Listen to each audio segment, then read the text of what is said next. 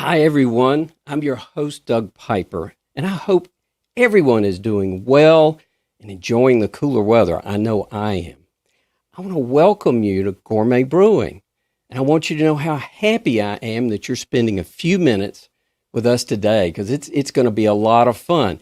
There's a great event lined up, and Travis and I have been actually working on this for probably 9 months.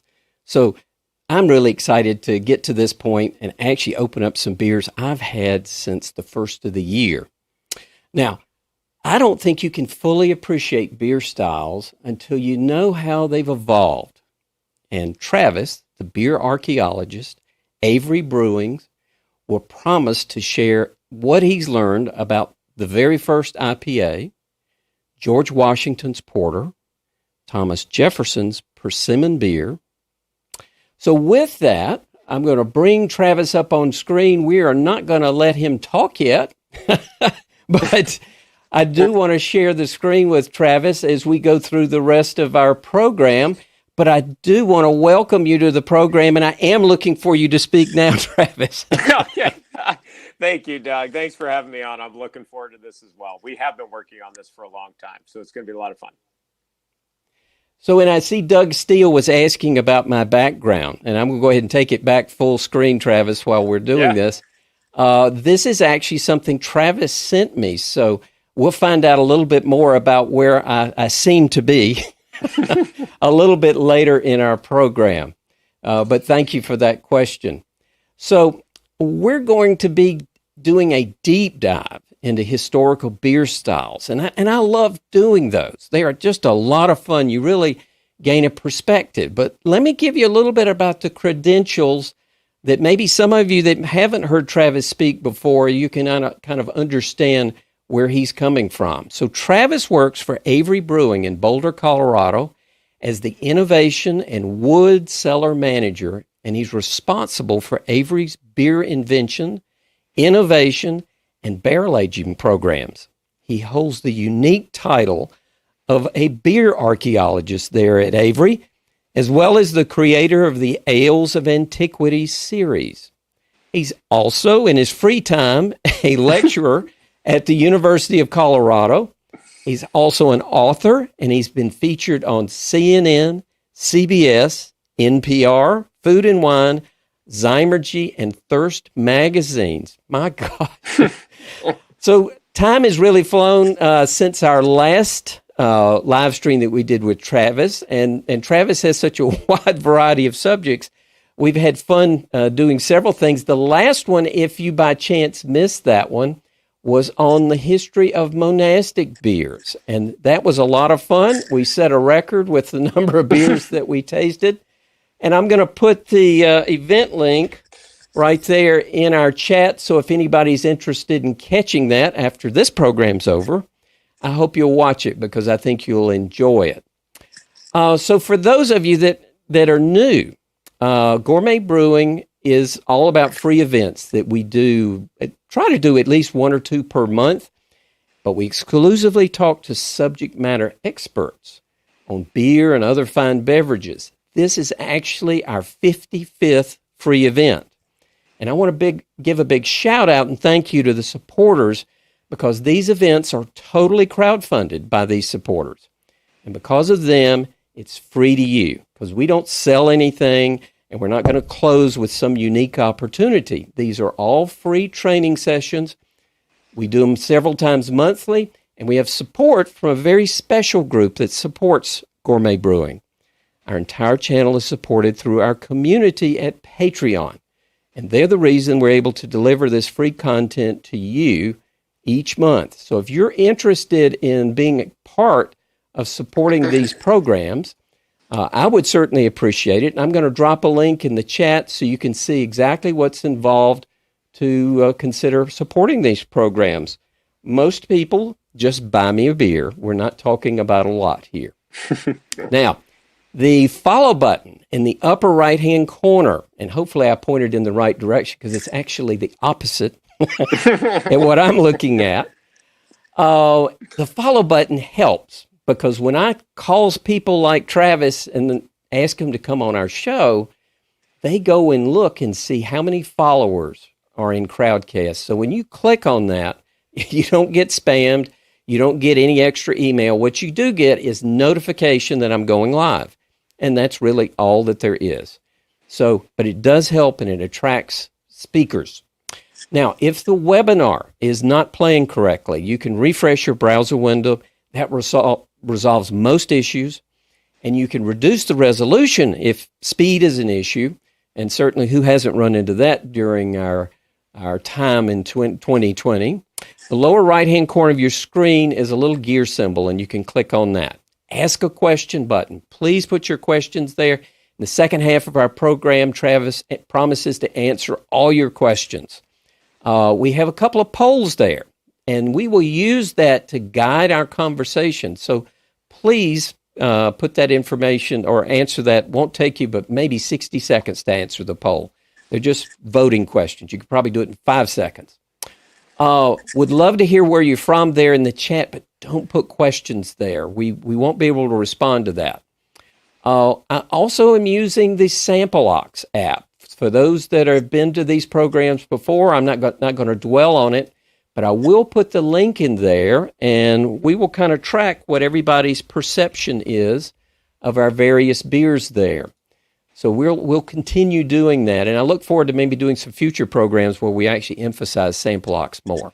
Now, I know everybody's tired of all that. We're about 7 minutes into it, but I think we've got everybody in the room, and we're going to transition to our presentation, the First IPA in Colonial Brewing. So welcome, Travis.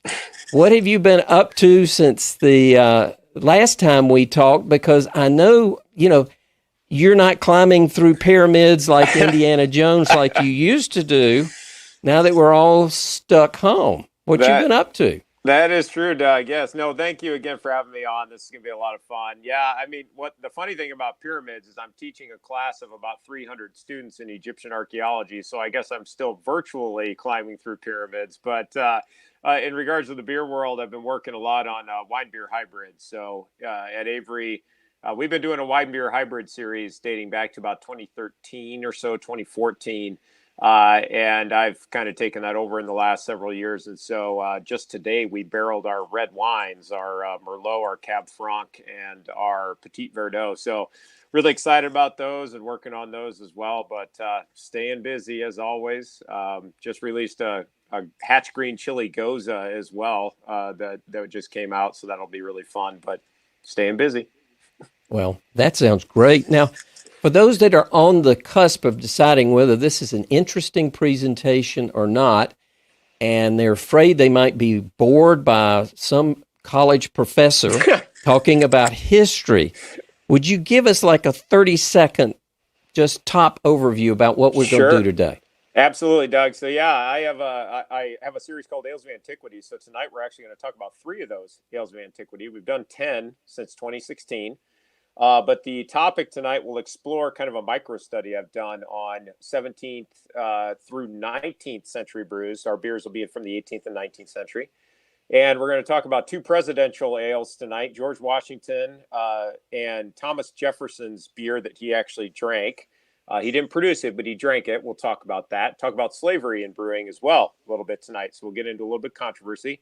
But we are going to spend a lot of time talking about the original IPA because let's be honest, it's the best-selling beer style in the United States from a craft brew perspective. So let's talk about the origins of that, and that's what we're going to talk about tonight. Excellent. Well, so with that, Travis, I think we're going to start to get into the program. But before we jump into it, is there anything else going on at Avery that we need to know about?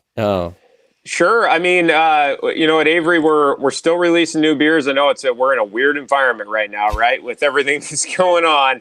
And so we're all kind of trying to learn how to adapt to that as well. And so definitely stay tuned for those wine beer hybrids I got coming out. I'm very excited about those. And I don't mean to pat myself on the back too much, but I feel like I've gotten pretty good at making those. So we just released ours from last year because just like a true wine, they take a long time to age. So we just released our round of 2018, 2019, mostly 2019 wines, and we're working on 2020, 2021 right now.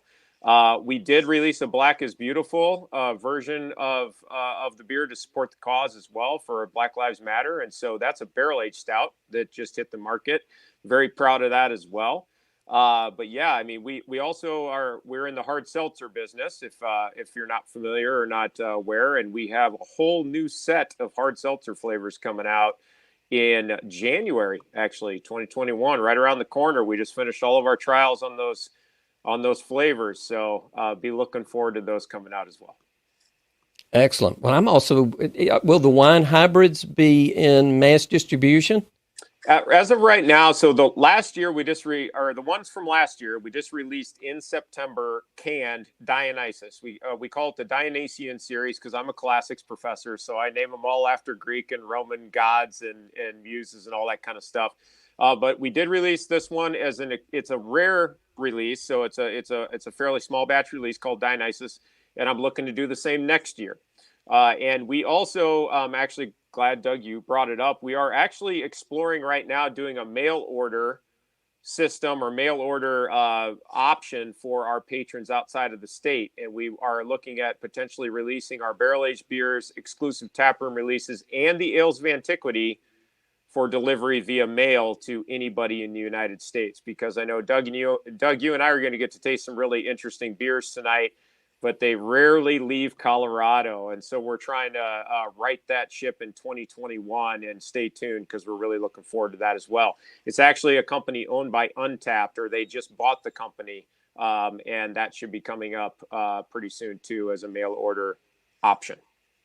Well, speaking of Untapped, and for those that are interested, we're going to be talking to the founder in December. So that's great. That's going to be, he's going to be talking about future trends, not so much about Untapped, but what they've learned tracking them. So, Travis, are we ready to jump into the presentation? Let's get going. I'm looking forward to it. Let's do it. All right. I'm going to bring that up on screen. Sounds good. Hopefully successfully. Just grabbing my phone over here real quick to make sure I know where I'm at on the slides quick. Yeah, so what I wanted to do here, Doug, is as Doug already talked a little bit about my different jobs. I work for both the university and Avery. And so not to bore a lot of you, because I think a lot of you already know what I do. I'm guessing a lot of you have been in some of my other talks, and thank you again for attending again. But as the Innovation of Wood Cellar Manager, I do have the phenomenal opportunity to basically kind of get to brew whatever I want. I get to do all these interesting new styles. But also back in 2016, I launched the Ales of Antiquity series. And so as a classicist and a historian, I wanted to really explore the history of beer and actually do something that's more conducive to and more detailed and intricate in regards to giving someone a tangible experience of beer. Now, what Doug and I are going to taste here in a little bit is my best attempt to recreate some of these beers. And what I will say about it is that I will never, ever be able to 100% fully recreate an ancient beer. And I don't think anybody can, or a historic beer, because as you guys all know, you're beer aficionados and you're beer nerds just like Doug and I. When you get into it, there are so many variables at play that can change or affect the flavor of a beer, whether it be the environment, literally the barometric pressure, the temperature that the beer was boiled at, what was on the brewer's beard that day that could have fallen into the beer, any of that kind of stuff. So I do the best I can to create an experience, but at the same time, trying to create that experience, I'm never going to boast that I have 100% recreated the ale. I'll get as darn close as I can, and I think I'm probably 90 to 95% there. But I'm also a classicist, so I teach classics, art, history, anthropology, and I'll be starting teaching mechanical engineering for the University of Colorado Boulder in the spring. And I teach, anything Greek, Roman, Egyptian. But what's a lot of fun about tonight, and Doug, if you wouldn't mind advancing the next slide, is that we will get to explore three beers that are kind of a micro study that I decided to do over the last couple of years. And so how this started, I mean, as a classicist, obviously I spend most of my time living in the ancient world. And those of you who attended the last talk I did with Doug about 3 weeks ago know that I work a lot on ancient monastic brewing as well. But it was actually the marketing team at Avery that came to me and said, Ales of Antiquity is getting a lot of traction, but for the love of God, can you do something American? That's what they kept saying. Can you do something that's a little bit closer to home? And I said, sure. As a matter of fact, I had been working on possibly doing something on George Washington back in 2016. And so after 3 years of research, we decided to attempt recreating George Washington Porter, which was the porter he drank and bought and consumed regularly. And I sourced a lot of that material from 3 different breweries from the time. So we'll talk about that first here in a moment. And then I did the original IPA, 1752 India Pale Ale. Though that's not the very, very original date, the brewery that I based the recipe off of opened in 1752. You'll notice that the label is slightly different. That little colored symbol that has the teal in the upper right-hand corner, that is the Global Explorer, basically the Global Explorer team. They're out of the University of Alabama, and I've had the wonderful opportunity to work with them over the years. They're actually affiliated with National Geographic.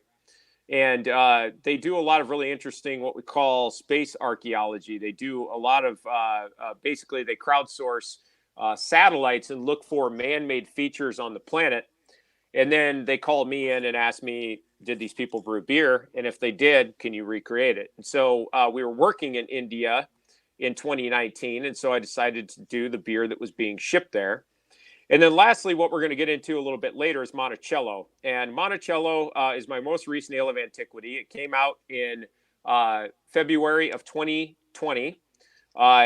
We were planning on releasing 2 more ales of antiquity this year, but of course, with the pandemic and everything, it stifled a few things. But we will end this evening talking about Monticello, which I'm really excited about. And all 3 of these beers collectively have about 3 years. I should see each one had 3 years plus of research that went into them. But the first beer, and let's kick it off here. And Doug's got the slide up. Let's talk about George Washington Porter. So, as I said, with George Washington, what's funny as a classicist is I've always been deeply, deeply rooted in the ancient past. And honestly, if you asked me in high school or even in my undergraduate career, if I had any interest in American history, I would have said no, because I spent all of my time working on English or British material. And then obviously I spent a lot of time in the Greco-Roman and Egyptian worlds. But I'm getting a little bit older, 40 years old now, and I guess I've maybe Doug, can you hear me okay? It sounds like in the chat they're losing audio a little bit. Yeah, I'm good here. Okay, sounds good. I'll keep going just to make sure. Yeah, somebody else, Tom says he's lost it, maybe refreshing his screen, but please let me know if anybody else has lost audio also. Sounds good. But years ago, maybe a decade ago or so, I started really getting interested in American history. And George Washington is a very, very interesting character. And I hate to be cliche, but he's probably become my favorite president to study. It's just an interesting period in history. But I was really, really intrigued by George Washington himself in that period, because when you look at colonial America, or you even look at the Revolutionary War, to be honest, there's not a lot of information on beer.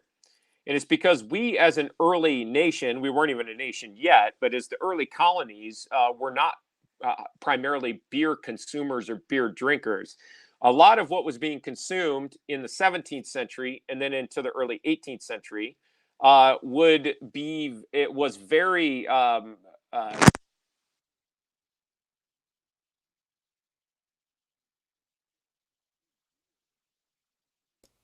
Travis, we have lost your audio.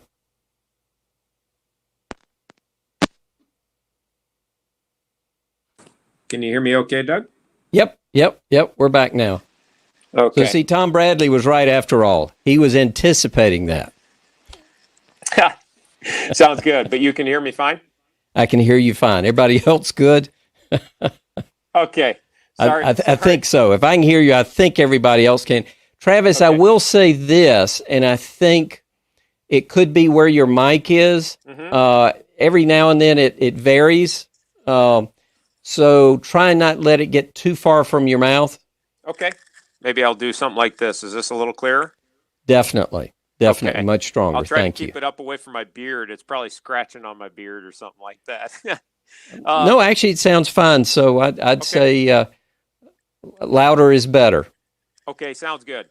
So, so I got really interested in colonial and revolutionary American cuisine and drink in particular, and they were primarily rum drinkers, a lot of distilled spirits, but the beer industry was not really a thing. There really wasn't a beer industry, to be honest, at that time.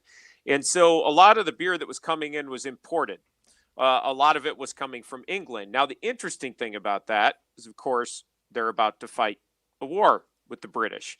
And Doug, if you wouldn't mind advancing to the next slide, what I found really intriguing and something that kind of sparked my interest in the topic was that George Washington, and I've done a lot of really long talks on George Washington and his interesting relationship with alcohol. And I don't necessarily mean that. Travis, for some reason, this thing is being stubborn and not advancing when I tell it to. So okay. It worked perfectly when I was testing it, and I don't know whether I've got to restart it or what. That's okay. If you want to restart it, go ahead. I think I better. Sounds good. And I can keep talking while you're doing that. Yeah, keep doing that. So, what was interesting about the early steps of finding beer in George Washington's record is he has this odd relationship in the literature with alcohol. And like I said, that doesn't necessarily mean that he was an alcoholic or he didn't like alcohol, but he had a really hard time figuring out how to deal with his troops and the drink. Because obviously as he progressed as a general and then eventually became our president, he had times where obviously he was about to ask a whole bunch of young men to go into war where there's a good chance that a large portion of them are not going to survive. And yeah, thank you, Doug. We're right where we're supposed to be. And so he had times where he would say, yes, let them have that dram, the night before a battle, or let them drink as much rum as they want. But then there were times where it cost him a lot, where his men, he considered them degenerates, and there was a high level of debauchery where they might raid a British camp, find themselves with a large hoard of alcohol, and they would get rip-roaring drunk, and he would have to retreat from the battlefield. I mean, one of the most famous examples of this was him crossing the Delaware, that very famous and well-known painting of him crossing the Delaware. Well, he raided the Brits that night, and he told his men they found a whole hoard of casks of rum and alcohol. He told them to dump them that night, and his men instead decided to drink them. And the next day he had to retreat back across Delaware because they were all so drunk and hungover that they couldn't actually do anything to advance the military. So he had a hard time with this. But what's interesting, the letter you're seeing here from George Washington was one that he actually wrote in 1754.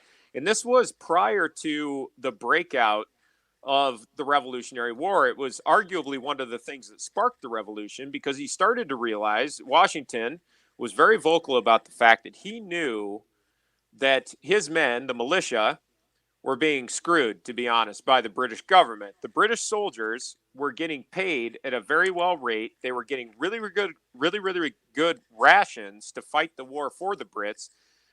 But the militiamen who were going up against the French or even at various times the Native Americans, though obviously Washington seems to have sided with the Native Americans for a lot of the contingent battles against the French, he realized that they were just not getting the same rations. And what's interesting is this letter that was written by him that I had the wonderful pleasure of being able to handle and read in person while I was doing my research out at the Fred W. Smith Archives at Mount Vernon, basically lays this all out and says, you guys better own up and give us the exact same thing you're giving the British soldiers.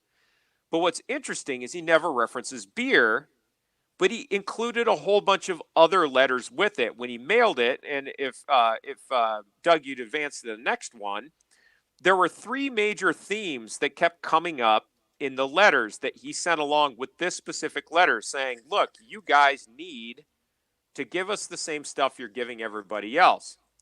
And in those letters, what's really interesting is that he first and foremost says, well, we need more sergeants and corporals because essentially people are not, we don't have very good leadership. He says also there needs to be more funding to buy better food. And then the other big one is, as you see at the last one, the third one there, is that there's a lack of allowance to purchase beer and wine. And beer in particular came up over and over and over again as something that the men were not happy about having. Now, there's a long diatribe I could go into with that, and there's a lot of really interesting research, and I hope to be publishing something on this topic in the near future because the topic of revolutionary brewing has become very, very near and dear to me, and I've spent a lot of time working on it. But if you advance to the next one, Doug, and just to fast forward a little bit throughout his career, as I said, he spent a lot of time while he was fighting the war trying to figure out when it's appropriate to let the men drink and when it's not. And he almost used beer as a catalyst to start the revolution. Guys weren't happy. They were not getting paid as much as the British soldiers.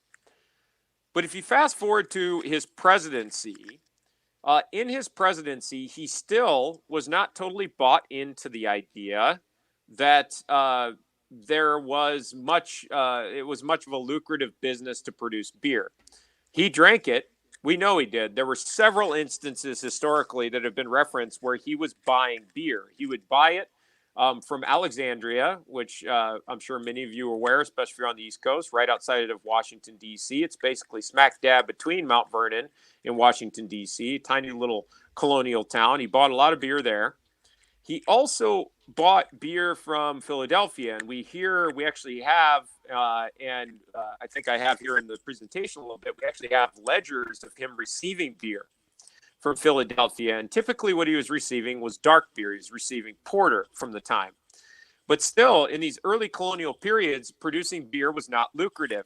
You wanted to make money, you made spirits. You made whiskey, maybe rum, but most rum was imported. And actually, Washington had to be convinced to get into the business of alcohol production and consumption. He was convinced to get into by, if you don't mind advancing there, Doug, to the next one, he was convinced to do so by the very famous Alexander Hamilton.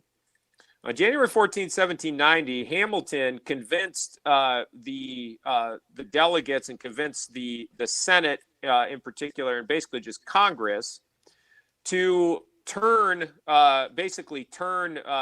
beer production or alcohol production into a lucrative business because he said, well, we have all these guys out there that are producing alcohol. They're making whiskey. Some are making beer. We're not taxing it. So what we need to do is we need to promote these, what they considered essential businesses, industrial businesses for food production, but they were doing it as a means to gain funds to support Congress. Now, I love Hamilton, don't get me wrong, and if you guys have read Ron Chernow's book, which is a phenomenal biography, and honestly, his biography on George Washington, I think, is even better. Or if you've seen the musical, it's hard not to love Hamilton because we honestly live in Hamilton's United States more than we do any other founding father. But what Hamilton did, it was smart. I mean, you're gonna gain a lot of traction economically for the congressional body and for that political institution. But Doug, if you don't mind going to the next one, it did spark this, and this is a very notable moment in American history, and that was the Whiskey Rebellion of 1794. Because prior to this, certainly a lot of guys, I mean, any of us in the room, if we're not owners of major alcohol production facilities, we could go do whatever we wanted. We could produce, we could distill. No laws against it, no laws to tax it. But once Hamilton passed that legislation, they started taxing the production of alcohol. And it did break out in the Whiskey Rebellion of 1794, where they said, basically the whiskey producer said, absolutely not. I refuse to pay these taxes.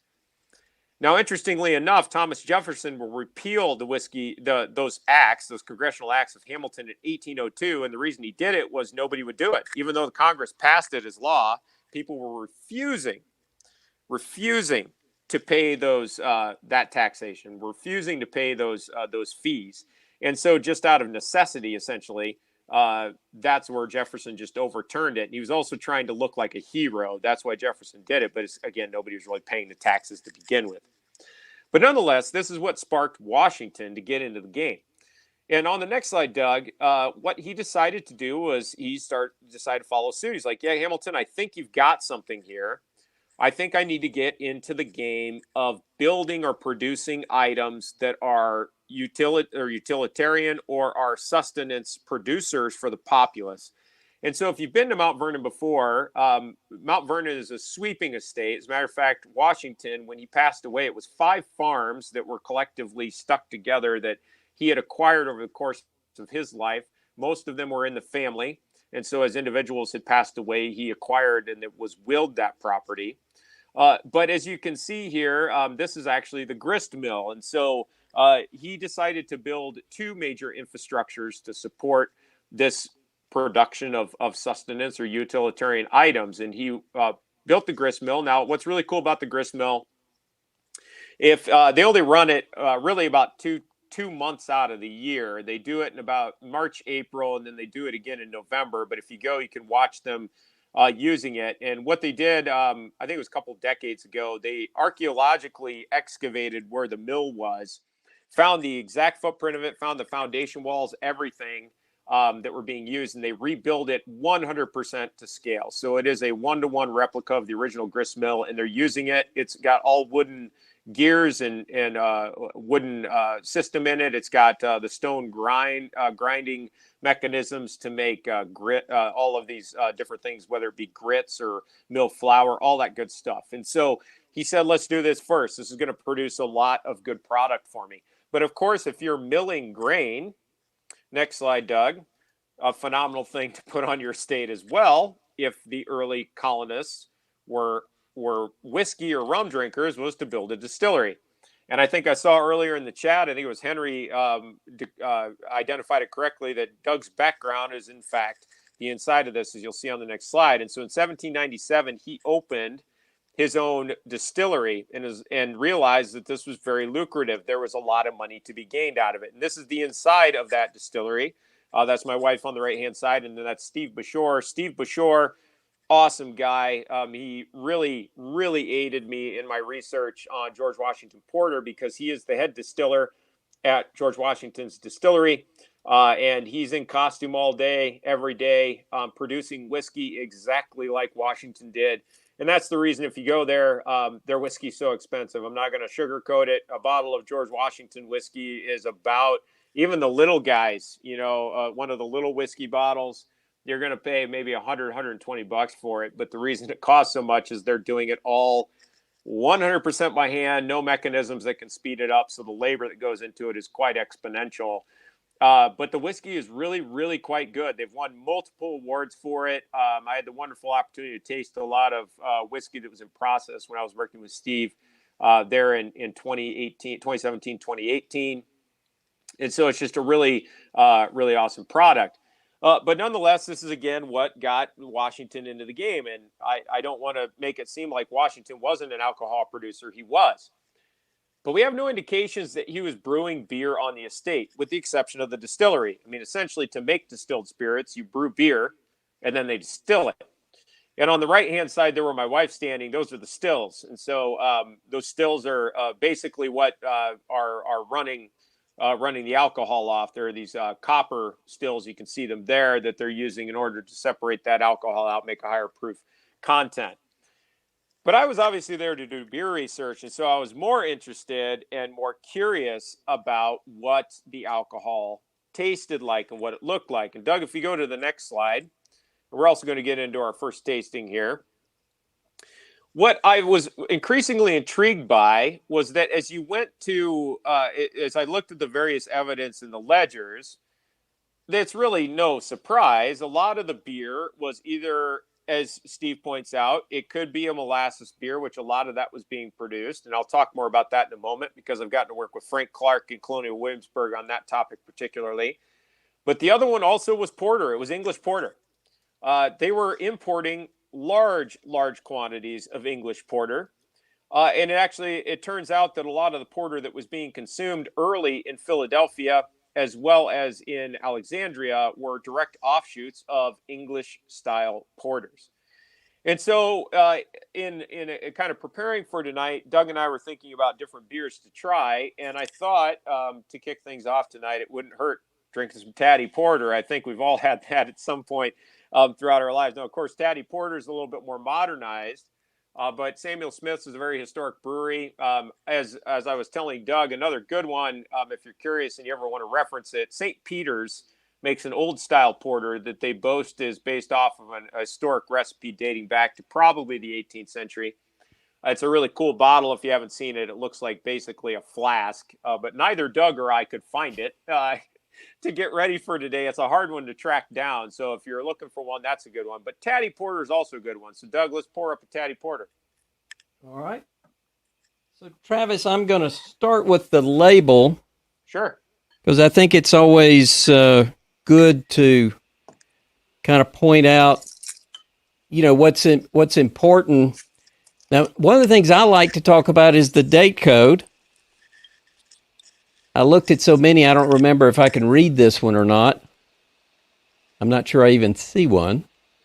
Yeah, I don't remember on this one. It's got a weird it's got a code on the neck, on mine anyway, but it's, I'm not sure what the code directly references because we use the Julian code at Avery. Right there. Yep. So what do you think mine's got one too. Different one, obviously, but. What do you think that means? Yes. It's probably honestly, it's probably the tank it's coming out of. Sometimes it'll also be the batch number for the year. But typically what we often do on our coding is we'll put the date and then we put the time often it went into package and then we'll put the carbonation level on it. But yeah. Well, should we be worried about date codes when we're buying a Taddy Porter?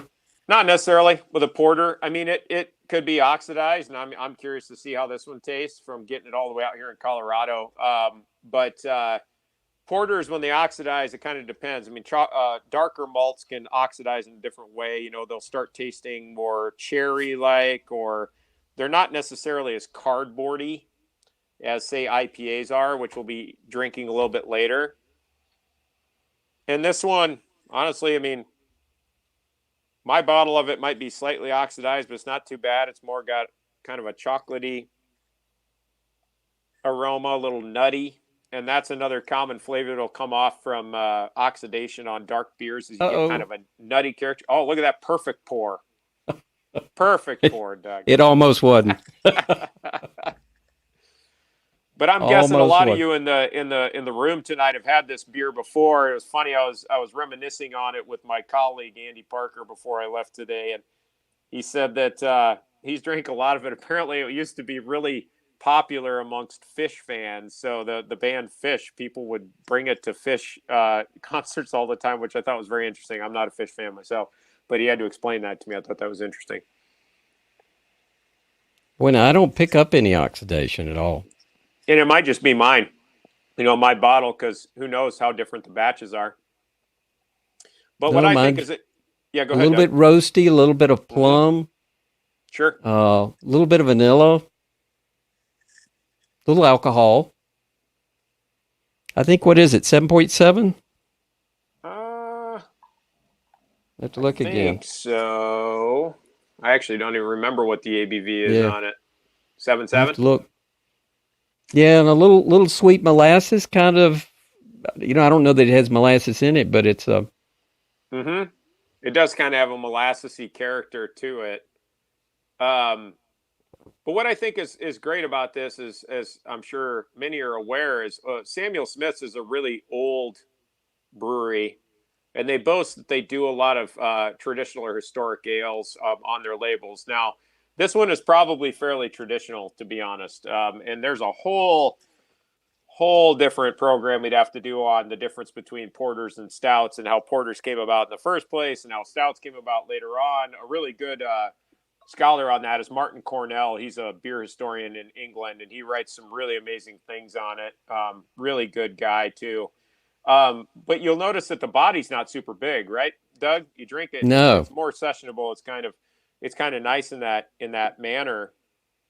And so to get into the George Washington beer, this is what I was curious about. I wanted to know how, and I saw some other people saw St. Peter's in their Whole Foods, so I recommend picking it up at sometime and checking it out. It's a lot of fun. But I wondered how these kind of beers equated to something like what George Washington drank, because there's this wonderful story about George Washington when he was first elected president. I think it was in his first or second year as president in his first term. And he was required to go to Philadelphia for congressional work, and he went to meet with Benjamin Franklin. Everybody did. I mean, Ben Franklin was the old boy, right? He was the guy. He was the oldest by far of the individuals who signed all of those early documents for us in the Declaration of Independence, and essentially wrote himself a death sentence because if the Brits caught him, they were going to hang all of those guys. But Benjamin Franklin literally stuck his neck out there. So Washington went to meet him, and there's this wonderful anecdote where Ben Franklin opened up his finest cask of dark ale. That's what we hear. That's what we're told.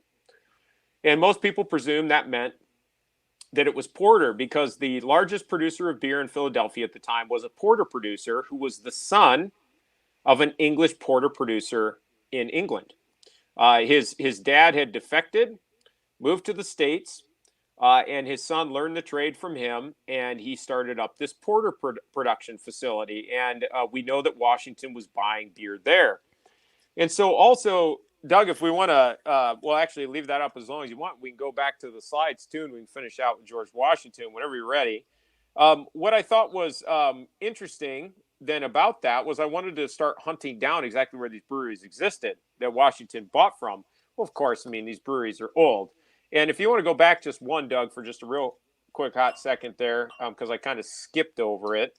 One thing I went looking for was where this one brewery was in Alexandria. And there are these ledgers that show up in the record that say that Washington bought beer from a guy named Andrew Wales. And lo and behold, where his brewery was still exists in Alexandria. They call it Wales Alley. The brewery is long gone. But this little alley, it's right across, basically on the right-hand side of that image, there's this big warehouse building, and it's not really in the picture. But it's been turned into a restaurant, which is fun. It's a great place to stop off for a beer and some good food. But some have presumed that that may have been where the brewery was, and we actually think that is where Andrew Wales's brewery was. And so he's buying beer right there. Now, that doesn't mean that the location comes with a squeaky clean record. Alexandria was actually one of the largest human trafficking cities in the early colonies. They did sell a lot of slaves through this community. And because Wales Brewery was right on the water, it's very likely that a lot of slaves were shuffled right by the brewery as well. But nonetheless, this is what kind of led me to start that research. On the next slide, Doug, I had a really awesome opportunity to do work at Fred W. Smith Archives at Mount Vernon, which is a new library that now opened maybe 7 years ago. And it's it was a little intimidating at times because they let me handle all these documents firsthand, so I could do whatever I wanted with them and look at them. And there were a lot of really interesting things in the documentation. So this was an actual ledger of items that were received at Mount Vernon, and it references one tierce of beer from Alexandria. Tierce, it took me a while to track that one down, but it's 42 gallons. It's an English measurement that was being used at the time.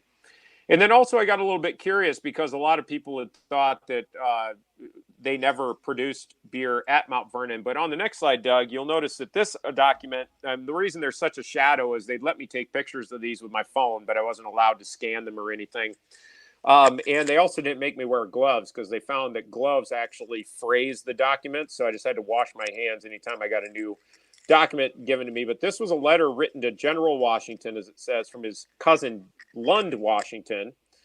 And it took me forever to read it because the calligraphy is so detailed. But it says right on it that they were going to basically clear a field of tobacco in order to grow hops. As you can see, I've circled it in the red there. And then further down, what I have underlined, it literally says for the purpose of making beer. And when I found this in the archives, the people went crazy because they had no evidence until I found this that hops were ever grown on the estate. And why that was such a big deal is, I mean, you think about it, there are literally thousands of documents that are in these archives, and very few have been scanned or even cataloged. It's very different than studying the ancient world, which I normally do, and there's just so much information. And so this is a project that's ongoing, and I'll keep working on in the coming years because they're pretty excited that I found this. And so in regards to that, then, I also put all this research together with my work on, if you go ahead there, Doug, to the next one, with my work with Frank Clark. And Frank is a really good friend of mine. He is the brewer, head brewer at Colonial Williamsburg. So if you go down there and ever watch them brew beer for basically demonstrations, Frank's the guy doing it. He knows a ton about colonial brewing and molasses beer in particular. And so I got to work with Frank. And if you advance one more time there, Doug, I got to basically work on that beer with him that day, a molasses beer, and came back with some of this knowledge of how they brewed the beer, and then decided to try to implement some of these techniques and things. And so if you go to the next slide, Doug, this is my first attempt at an 18th century beer, and it actually went off fairly well. So this is my cellar. This is where I do all the barrel aging and do the barrel products. I wanted to ensure that I stayed true to the style in regards to being fermented in oak. And so we set up this mad scientist lab here. And the recipe was based off of a multitude of breweries and research I did on brewing in early, or I should say English porter brewing during the time in the 18th and 19th centuries. And also, because the records aren't as well kept in the United States, we presume that they were not only using the same style, same ingredients, but the same yeast. There's actually a lot of evidence to support that the Philadelphia porter brewers were basically propagating their beer with the dregs of English porter. Even though they didn't necessarily know what yeast was yet, they knew what it did. And so this was the first go at it. And so on the next slide is the logo for George Washington. And Doug, let's go ahead and crack that open so you can finally get to taste it. And I'm very excited to see what you think about it. Let me pull mine out here.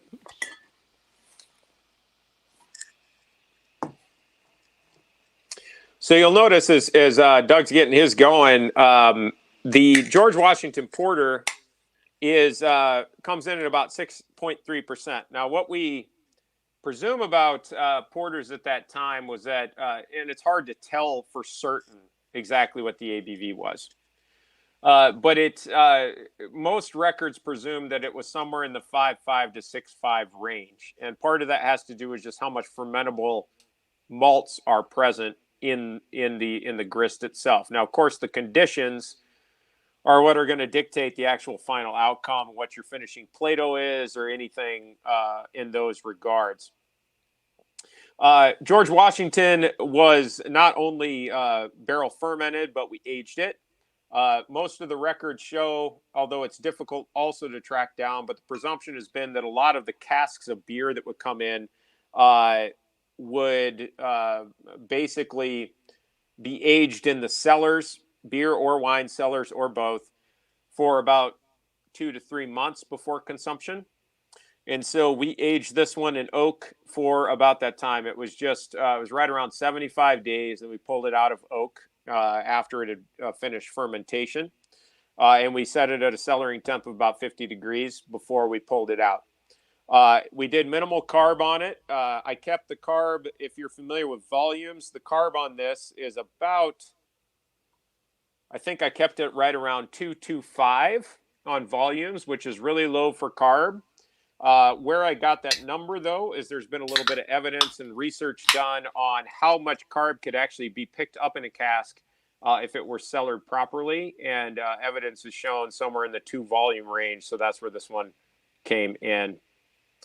I see on the sidebar, Ales of Antiquity beers currently are only available in Colorado. But yes, Steve, you're right. We are working on a mail order setup.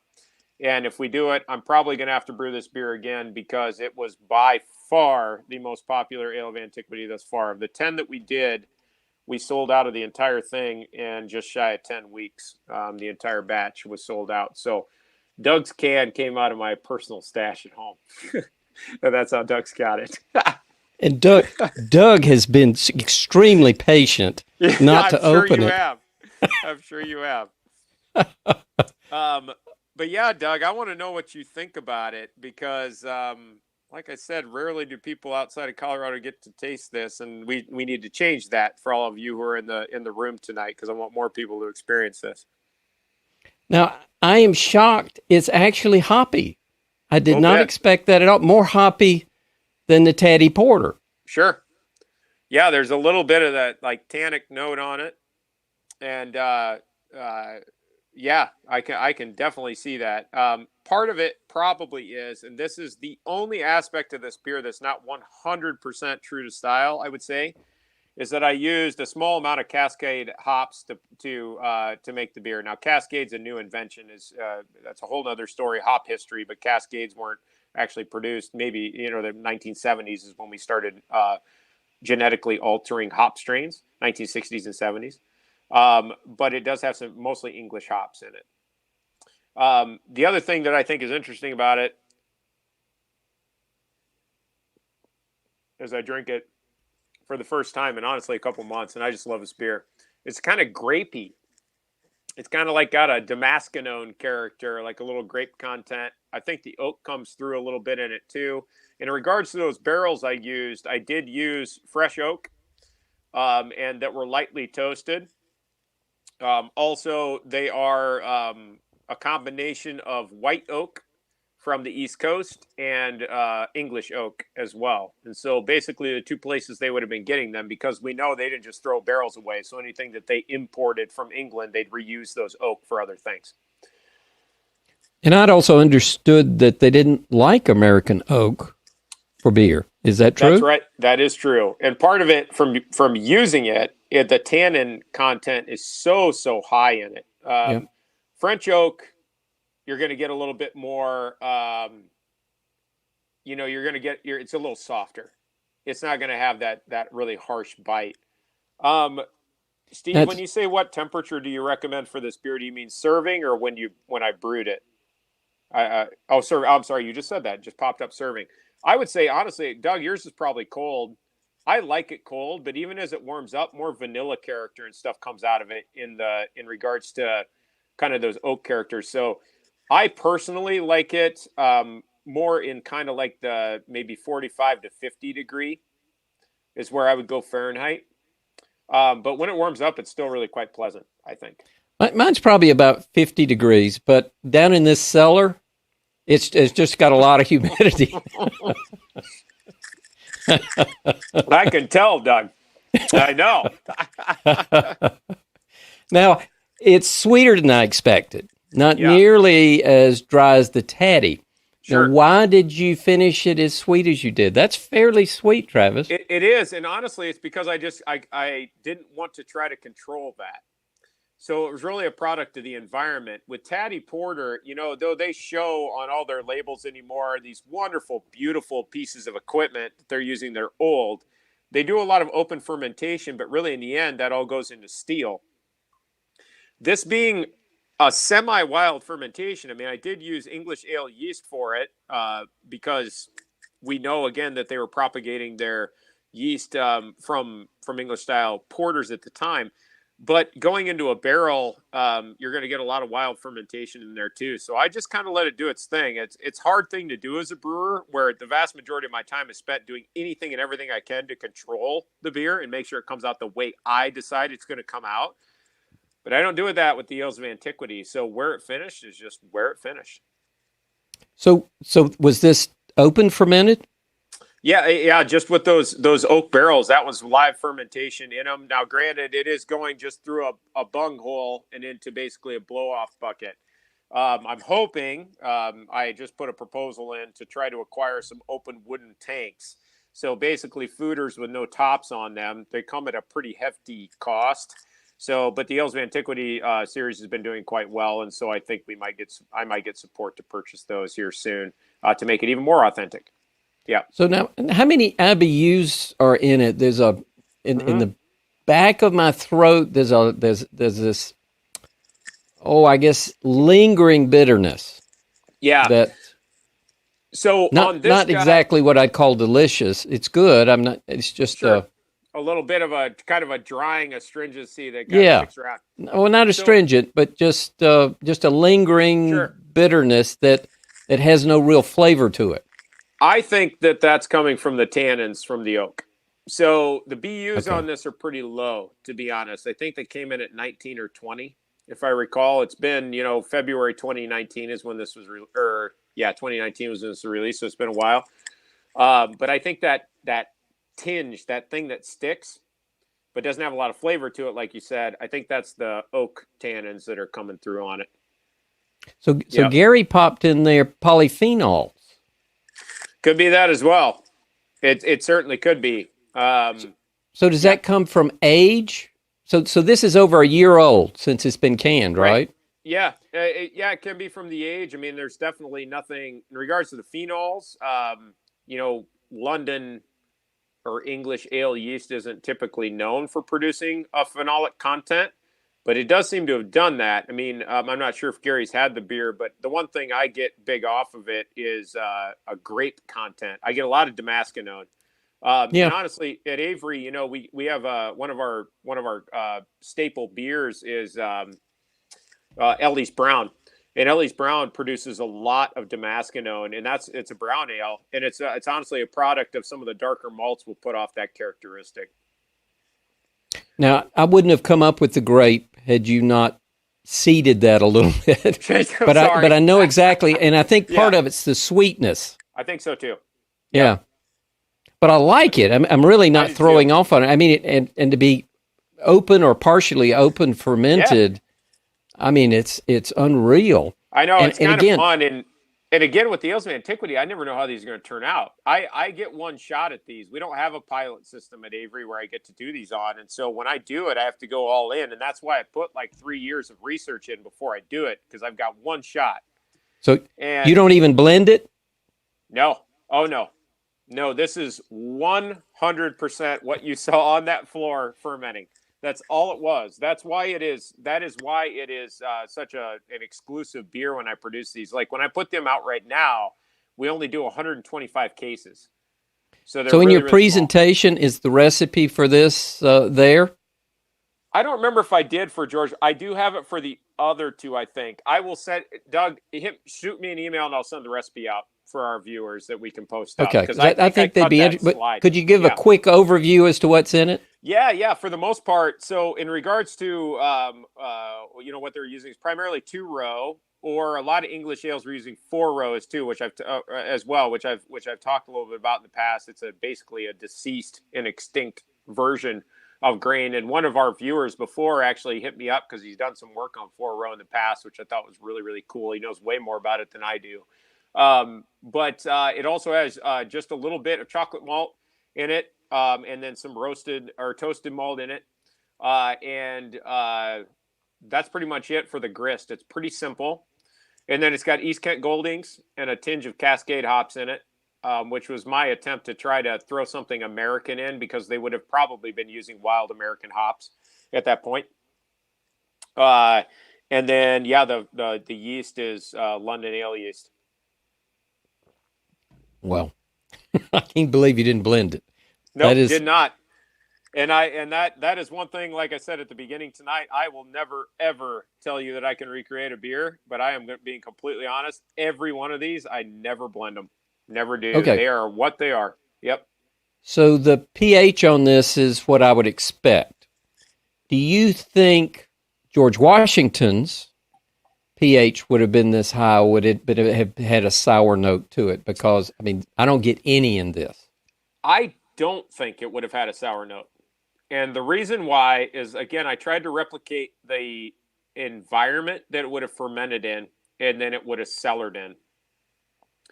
The only way I could see them getting a bit more of a sour tinge is if it was a beer that was brewed in the summer and cellared in the summer.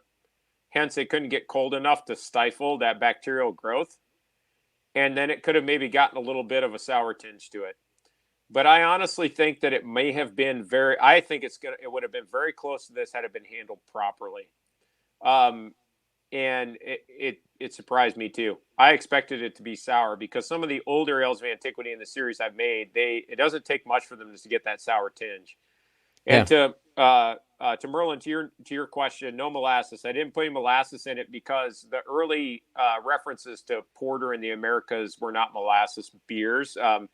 Not to say that they eventually become that, and the molasses beer trend took off, but I tried to stick more to the styles from Andrew Wales and then those being produced in Philadelphia. Yeah, I really expected something more like New Belgium's La Follette. Oh, sure. Yeah. You know, Yeah. that's really what I was expecting. So, Well, I think you're in for a journey here, Doug, because the other two I also thought would sour, and they are not sour. So, and I also treated them in a similar fashion. So, yeah. well, good. Should we get into the next one? Should we start on the IPA? It's what everybody's here for tonight, right? Absolutely. Absolutely. Are we Sounds ready good. to open it, or do you want to jump in the presentation? Let me yak at the people for a little bit, and then we'll open it up. How's that sound? All right. And I will put that up while you're yakking. All right, sounds good. That's what my dad would say. I'll yak at you later. That's what he always says. So in regards to the next one, and this one's fun, and so I love that Doug put this up as the headliner for tonight because this is, I will not sugarcoat it, 1752 India Pale Ale is by far the hardest ale of antiquity we've created at Avery. So 10 in the series, and you might be like, how in the world is that possible? Because if you guys follow the series at all, I have produced a beer that was 3,800 years old from Egypt. I've produced Mycenaean beer, which a lot of people said never even was created.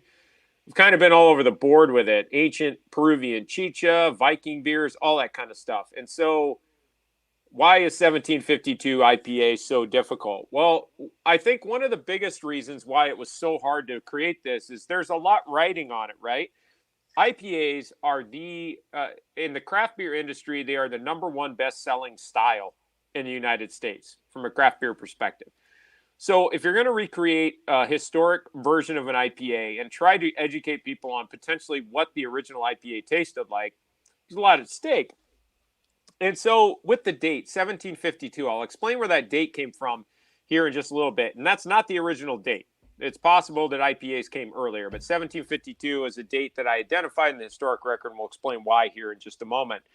And so, Doug, if you go to the next slide, really what it comes down to with IPAs is that we're talking about a massive, massive trade network that the Brits basically established. And when you look at this map that shows all the major trade networks of the 17th and 18th century, actually what's really interesting is the bright red ones, those are the Spaniards. And so the Spanish were the ones that were all over the place, and the Brits were trying to get into the game. Now, of course, doing the research on IPAs, I am deeply indebted to really, really good friends of mine, Stan Hieronymus, who's become basically my mentor as a beer historian, and then Mitch Steele as well, who wrote the IPA book, if you're familiar. And I'll do a plug. I'm doing a talk with the two of them and a couple other beer historians in November, so I'll plug that at the end of tonight. But when you dig into it, the Brits were trying to get into the game. And Doug, if you'd advance to the next one, we're basically talking about the big boys, right? The East India Trading Company. Now, this comes with a very heavy load of baggage because when it comes to the East India Trading Company, in 1757, as I say here, ale export boomed when East India Trading Company took control of the Indian subcontinent. But of course, we're talking about mass colonialization here. And it's not a happy-go-lucky topic to explore. And when you get into something that's so bleak, and we'll talk about this with Monticello when we finish this evening, it's kind of tough to drudge through some of the material.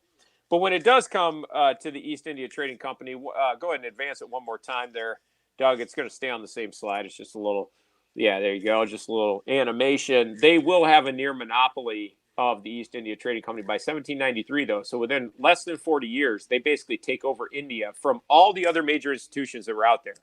The Dutch, which basically had a monopoly prior to the English, They take it over from the Spaniards, and they vastly disrupt any kind of French colonialization or French movement at the time.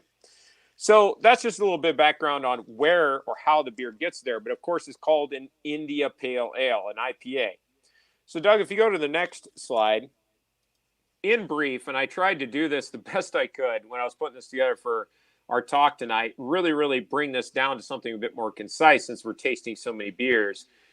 When it comes to the tradition of the IPA, the only reason we have something called an IPA is because we have a pale ale, obviously. And the pale ale trend was very new at the time. You can't have pale ale without coke kilning. And coke kilning is started in the late 17th century in order to produce pale malt. Prior to that, the vast majority of malt was dark malt, so your beer was dark. I'm not necessarily saying, this dark as George Washington's porter, but you're going to get at least a brown or a reddish tinge to your beer. Most pale malt was being produced in the North and in the Midlands, and coke kilning basically does not impart color into the malt. By the 18th century, there were new trends going on. There was the rise of the London Porter, the Burton Ale, and the Pale Ale. 1717, we see our first London brewed Pale Ale. But prior to that, it had been being brewed for a while. Rural communities have been producing it since the 1600s. Our first recorded reference, though, for pale ale was 1709. So then the question becomes, okay, at what point do they start packing a bunch of hops into it? And at what point does it become an India Pale Ale? Well, there's a theory, and I think it's a good one, that pale ales are rooted in what's called October Ale. If you go to the next one, Doug, October Ale would have been a very expensive style of beer to make. So lots and lots of ingredients are needed. Lots of malt needed because October ales were high gravity brews. They almost coincide with the imperial ale movement, and a lot of October ales were being exported to Russia and to other locations throughout Europe. Hence, they end up being very, very high gravity. Approximately 10 to 12% ABV, we think, was the finished product. Pale October ales were hopped at twice the rate of brown October ales as well. So they're coming in at 5 pounds per barrel in comparison to 2 pounds per barrel for brown ale. That's a lot. That's a high expense. They were then aged in oak for 9 months to up to 3 years. And this would have imparted a lot of color. They would have not really been all that pale. They would have been darker in their complexion.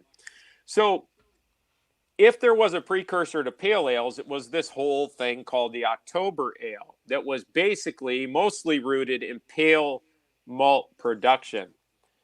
How I produced this beer, though, and Doug on the next slide, was that, interestingly enough, these pale IPAs, or these pale ales that had a large hop content, may have been produced as early as the late 17th century.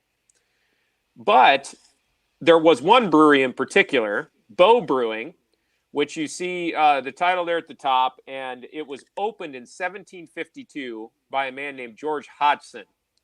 George Hodgson opened it in the Bow district. If you go to London still today, there's the Bow Bridge that's there. There's Bow Church. And the Bow Brewery ended up being very, very quickly the most prolific producer of pale ale for export. It was near the Bow Church. We're told that's why he actually named it Bow Brewing, because of the church that was nearby. And he got into the business in order to send out porter and October ale for the East Indiamen. He eventually then finds a way, I should say. And if you just want to advance there, Doug, it'll just pop up more bullet points. You could do 2 more advancements. It'll pop them all up. He finds a way to produce pale October ale at a lower cost. Now, that was the deal. October ale is really expensive. Lots of hops, lots of malt, really high alcohol. So if you're going to export a pale ale to India, that was the thing, is they had all these colonists in India as they were colonizing the planet, basically, at that point, popping up colonies all over the known place, Australia, the United States, you name it, and obviously India. You need to make it at a lower cost. That's the only way to ship it. And so he figured out a way to do that. He started running ads at that time. We actually know that the earliest known ads we have from Bo Brewing are from the Calcutta Gazette in 1801 or 1809. And then eventually in 1813, Hodgson and his son were mass producing and shipping 4,000 oak barrels of IPA, or India Pale Ale, for the East Indiamen, or via the East Indiamen to India each year. It became such a lucrative business, he opened a second brewery that was called the Bombay Grab, which was a tap house. Now, what was this beer? I said he figured out a way to make it cheaper. Well, in order to make it cheaper, he had to figure out how to cut down the malt content. That was the biggest expense. And then eventually cut down the hop content. And of course, you bring the malt content down, you can bring the hop content down if you're just making a pale ale, because that's essentially all that it was. It was just a pale ale. But then he said, well, I got to figure out a way to ship it so it doesn't spoil. Now, if you go to the next slide, Doug, really the ingredients are quite simple. This is all that it was. And I've looked at the ledgers from Bo Brewing, and this is all that's repeated over and over and over again. 2-row or 4-row, East Kent Golding hops or some kind of derivative of an English-style hop, and London ale yeast, because he was a London ale producer, and he was the most successful exporter of IPAs in the 18th and early 19th centuries. It sounds so simple that it's like, why in the world can't we just recreate this thing? There are a couple of reasons why we can't just easily recreate it, and why this was the most difficult ale of antiquity we've recreated. On the next slide, Doug, I talk about water chemistry, and those of you who are homebrewers know that water chemistry is critical. It's utterly critical to figuring out beer, because what is in the water really makes your beer. It is, 99%, not that, maybe 95%, in the 90s percentile. That is what makes up your beer, is water. Now, if you look at the history books, and I've talked to Mitch Steele a little bit about this, I've talked also to John Palmer about this, who wrote the water book for us Brewing Essentials guys. And John and Mitch both say, yeah, historically, Burton-on-Trent, that's the place that's credited for having created the IPA style. And I hardly disagree. I have a hard disagreement, I should say, with that. I don't agree with that at all. And they actually think there's a lot of credibility to my argument. And it's because, again, Bo Brewing produced and exported more IPA than anybody, and that beer would have tasted vastly different than Burton. If you look at what's on the screen, these are chlorides and sulfates that exist or calcium, I should say, and sulfates that exist in the beer. And in regards to the content, they are vastly different. That chemical compound for the Burton water, we don't even know how they were producing IPAs that were anything like ours today. And this might be down the road. I might make another IPA that's a Burton style, because that kind of element content would have caused the yeast to flocculate almost immediately, especially the sulfates. They wouldn't have gotten much alcohol production. Now, on the opposite side, though, London, ironically, was not all that different from our water in Colorado. I had to add a little bit to both to get the numbers right, but these are from historic records from the 19th century that have been published, and I contacted some of the water treatment facilities in London as well to see how they had changed over time. Of course, the Thames is pretty damn dirty now, so if you go to London today, it's a totally different ball game. But looking at it, looking at the chlorine content and the sulfate content that existed in the water, we didn't have to do a whole lot to doctor it, but we did. So we changed the water content in order to basically, or I'm sorry, not the chlorine, the calcium content and the sulfate content. We put it in there, and yeah, Doug, sorry if I've mislabeled those, but it's calcium and sulfate content. If we doctored a little bit, we were basically at London water specs. So on the next slide, Doug, if you go to the next one, then they have to be put on boats.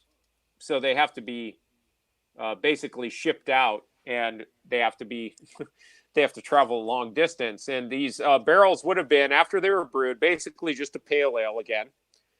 They had to be put on on a long nautical journey, 11,000 miles at minimum is what they show most of these journeys being before the barrels would arrive there. So that's a long distance and it would take a long time. So in order to weather the journey, George Hodgson at Bow Brewing would put more and more hops in. He had actually made a contraption that was basically spring-loaded in both ways, that you could put whole cone hops into the top of the barrel, pack it down into the bottom of the barrel, and then he could pull it back out and the spring would bend the other way and the flaps would come out with it, and they put it on a boat. So the same pale ale that was being consumed in London would get put on boats, but they just put more hops in it. Why did they put more hops in it? Well, the hop content, there's a debate out on this. I think it's probably twofold. Most of us don't think that they knew that hops were a natural preservative. And I kind of agree with that. So the hops being added may have been added because they knew it would cover up a lot of off flavors that were produced in the beer on the journey, especially by the time it arrived in India. The idea was to basically mask anything that would spoil on the trip. But on that 11,000 nautical mile journey too, Doug, on the next slide, the biggest problem I had to figure out was there's a big thing that has to be discussed here. And on a boat, where were the barrels being stored? Because if we're going to figure out the temperature too, right? Temperature is a huge, huge component of the journey. And in regards to that journey, if it's below water or above water is going to make a big difference. Is it down in the bilge, or is it experiencing ambient air temp? Well, Doug, if you advance one, I'll show exactly where they were with the arrow. They were down here, and that made it even more difficult because they're both. They could sit below water or they could sit above water. They were basically right at the water line. So looking at too much research on the topic of dispersion of temperature and the actual journey that these would go on, Doug, on the next slide, I also show basically that journey that was taken. And it was an extensive one. Once they left London, it depended on exactly where the boats were supposed to go. It was a 3 to 6 or even 18-month journey. If they were going to bounce off and stop off in South America, it usually was an 18-month journey to get to India. If they didn't, it was more of a 3 to 6 month journey. And on average, if they were quick journeys, quick trips, it was about a 4-month trip. In order to do that trip, though, and if you advance to the next one, Doug, they had to cross through a lot of different temperature zones. And I mean, this is a brewer's nightmare, right? I mean, leaving London, and traditionally these IPAs or these India Pale Ales were vastly produced in October and shipped out, which is also why they think there's a link to the October Ale tradition. September, October is when they're produced. So if we're going off of that, the water temp was about mid-40s Fahrenheit when they left London, but then they got to go down to the equator, which is on average about 85 to 88 degrees ambient temp at the water line. Then they had to go down to the Cape of Good Hope, where it drops back again down into the high 40s. And then they have to cross back through warm water before they get to India. And depending on the time of year, there are pockets of cold water that exist as you cross that stretch from South Africa all the way to India. Again, a brewer's nightmare. All we do is try to,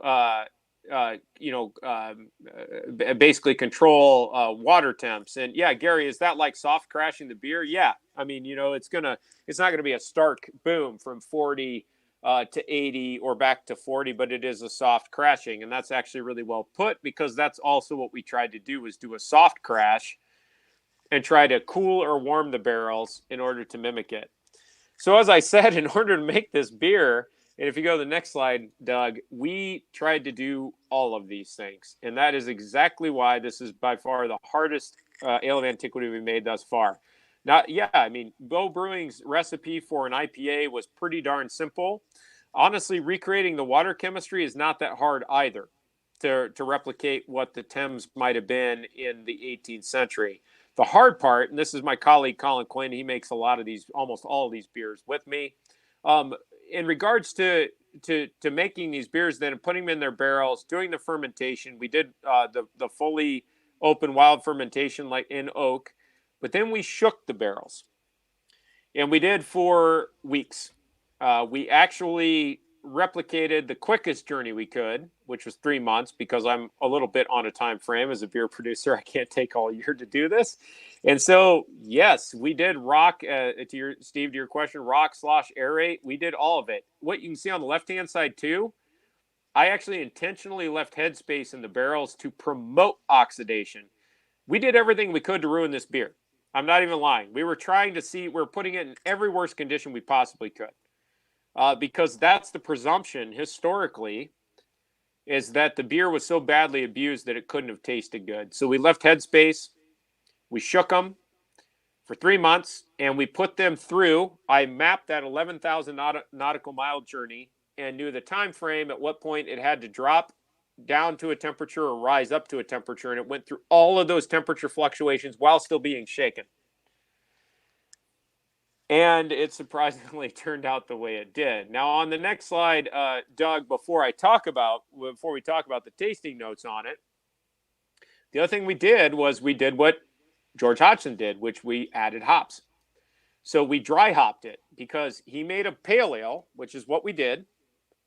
But then before shipment, after fermentation was done, we dry hopped it with more hops. And we put 2.8 pounds per barrel whole cone East Kent Golding hops in, which again, we're pretty sure he was using East Kents or some kind of earlier predecessor to the East Kent strain. Packed them down in there and shook the living hell out of them. Now, one interesting thing that I want to say before Doug and I taste this is, again, this is an IPA, so we think of it as being an extremely hoppy beer. Our target hot side was 50 IBUs. We came in at 46, so we were pretty darn close. So it should be a pretty darn bitter beer. We also put 2.8 pounds per barrel of whole cone hops in. There are a couple things to keep in mind. One is that they're old world hops. So English style hops are not, they're more earthy, kind of a dirty hop. They're not going to produce a lot of what we think of as like citrus or pine or dank or anything like that. The other thing is, though, what's come out in the last couple of years in research in hops is that dry hopping beers actually will reduce the perceived bitterness in beer. And the reason why is that we figured this out with one of our most famous beers, Maharaja. I know Doug's had it. I think you and I drank it on one of our talks we've done together. One of my favorites. Maharaja we were making for a long time at 104 IBUs, but it was coming in that way because we were dry hopping it. When we didn't check it for years and years and years, and it turns out dry hopping actually, during the dry hopping process, when the hop content starts to flock also to the bottom of the tank, it grabs isomerized alpha acids on its way down, and it will actually reduce your IBU content. So just bear that in mind too, Doug, when we taste this, because I think you're going to find it interesting. Well, and I'm are we ready to taste it? Yes. The moment I've been waiting for. That's right. All right, so in the overhead, Travis, anything to point out on the label? So I think a couple things with it. I should have said on the George Washington label, that mug that he was holding, or that was on there, was a wooden mug that's basically specific to the time frame. On this one, I just basically put a barrel with some hop cones on it because, we're talking about the transition or the journey of it. 7.7%. You might be like, damn, that's a beefy IPA for the time. But a lot of records show that IPAs from the 18th and 19th century probably were in that 6.5% to 8% range. Because of the continued fermentation that would take place in the barrel, or basically where they would fermentation would kick back off again in the barrel, and so that's what we see going on with this guy.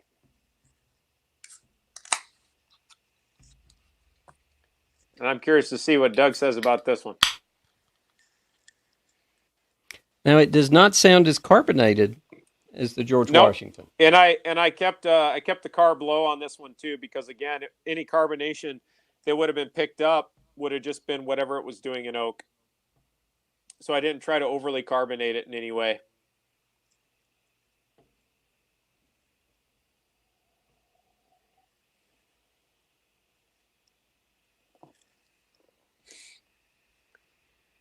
But Doug, Well, I'll wait for your analysis first. I want to see what you have well, to say. first of all, it's much clearer than I expected.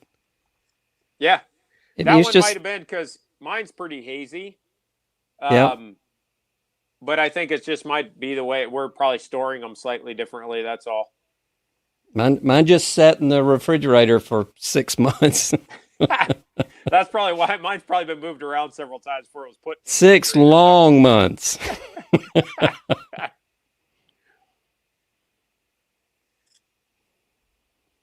Wow, I don't know quite how to describe that. There's a hint of oxidation. Yep. But as I was telling you on an earlier call, I had a 60-day-old beer that was much more oxidized. Yep. This is, gosh, what is it? I'm at a loss for words. You're fine. I think to me, you're a little cheesy. I think it's a little. You don't get that? I get a little bit of cheese on it, but I wouldn't be surprised because it's East Kent Golding, so they're kind of dirty, earthy hops. I'm not getting that. I guess it's a tad of a phenolic, and it's a little honey note, and there's a little bit of a citrus note, and there's a little herbal note. But I guess that honey is the oxidation, but it's very, very subtle. Yeah, I could totally see that. And I think also when you get into it, I want to see what you think about the flavor. It's probably not what you expected. Ooh, and it's got some IBUs to it. Yeah, it's got some heat too. Yeah, a little boozy. But actually, they're more pleasant than what I was getting in the back of my throat with the George Washington Porter. This finishes out really dry and a little phenolic, a little honey, just a tad of citrus, kind of that EKG herbal, earthy. The malt is relatively low. Just a tad water cracker. Sure. Now the head disappeared rapidly.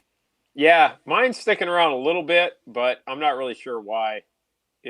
Because I expected it to go away pretty fast, to be honest.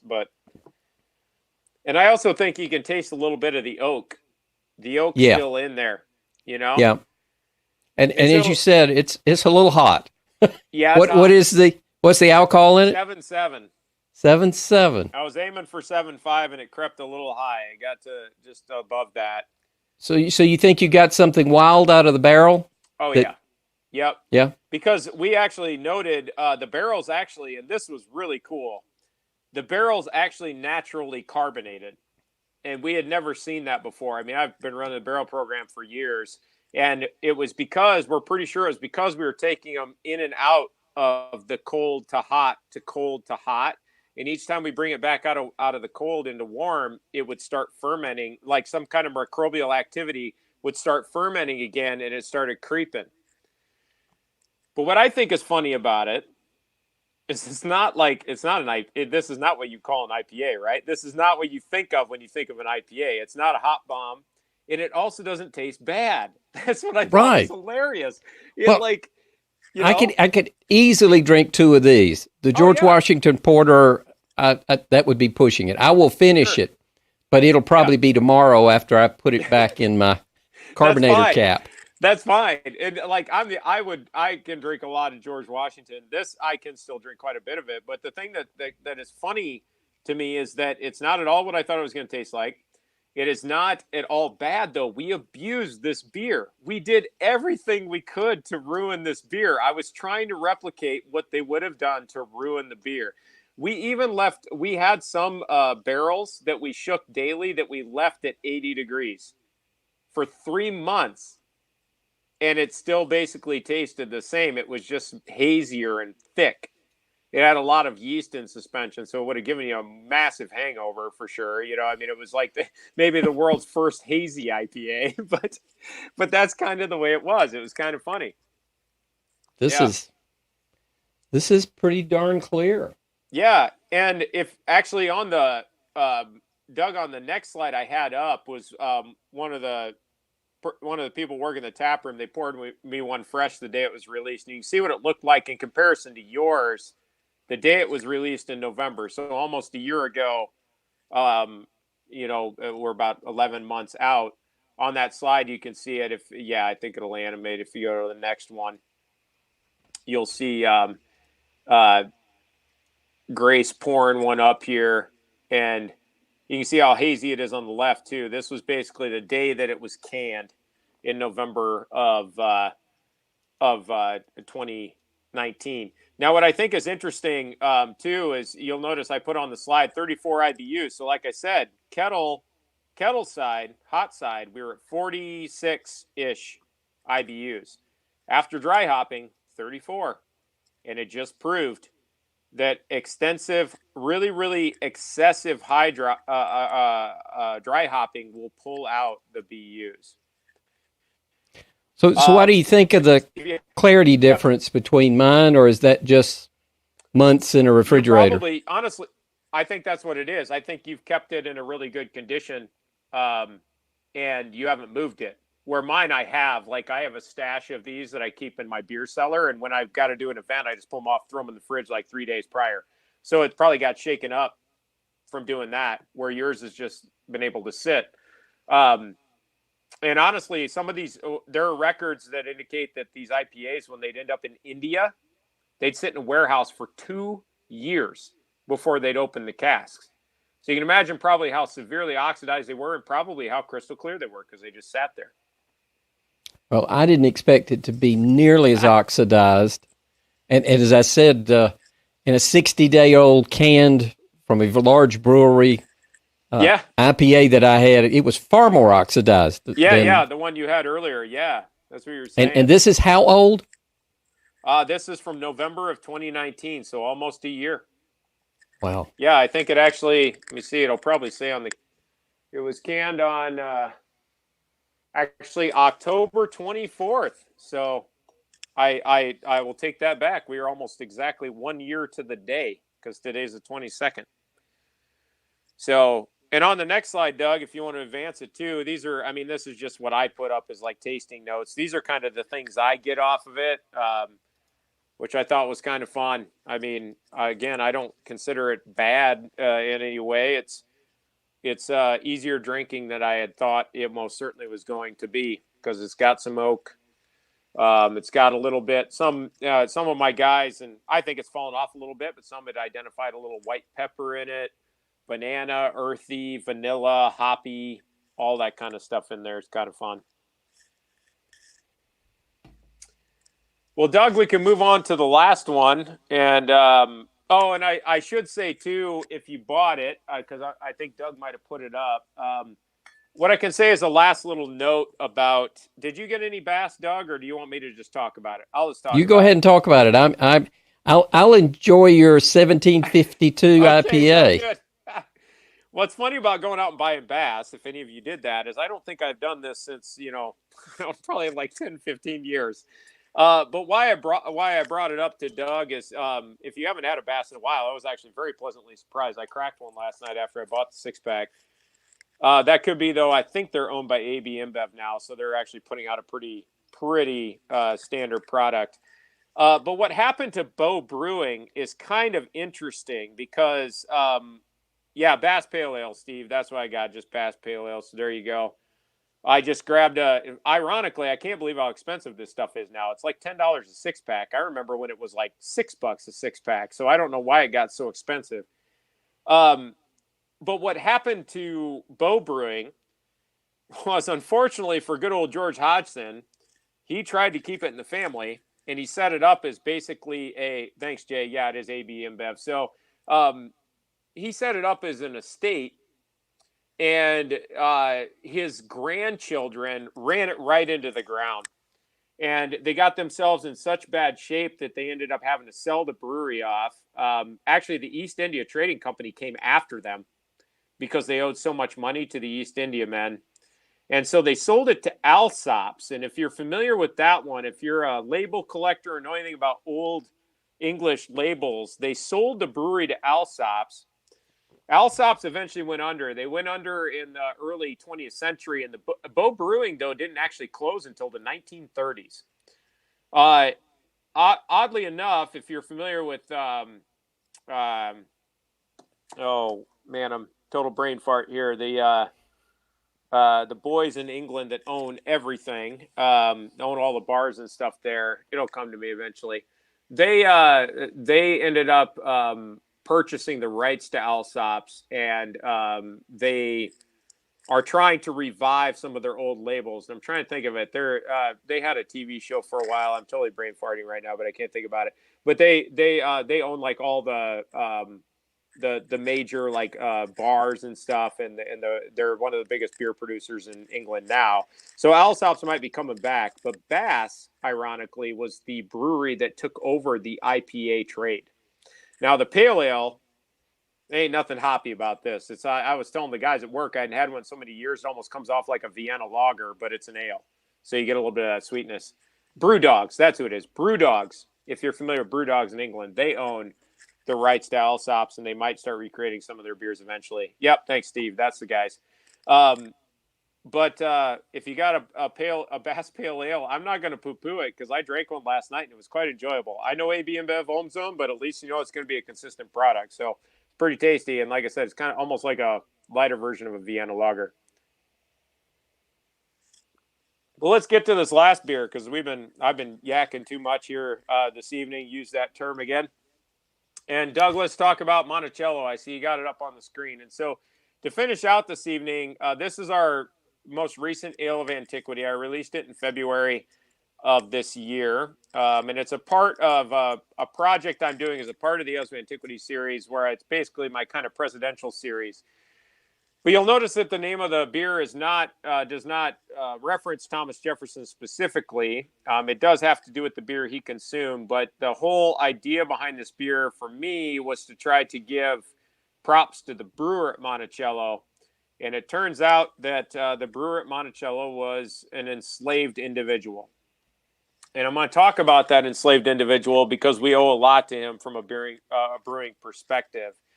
So Doug's got the can up there, and my first slide, don't even worry about it, Doug, because that first slide is basically just Monticello anyway. To talk a little bit about how we get to that topic, when it comes to Monticello, go for it, Doug. Let's pour it up, and we'll talk about it as we work through it. Thomas Jefferson, he was our third president, and he had two terms from 1801 to 1809. Now, Jefferson he's credited with a lot of things, and I could talk for hours about all of his accolades, but where we get into the brewing part of his career was actually he was eventually appointed to be an ambassador to France, and he was sent to France. He was actually spent a good term of time there. He was there from 1784 to 1789.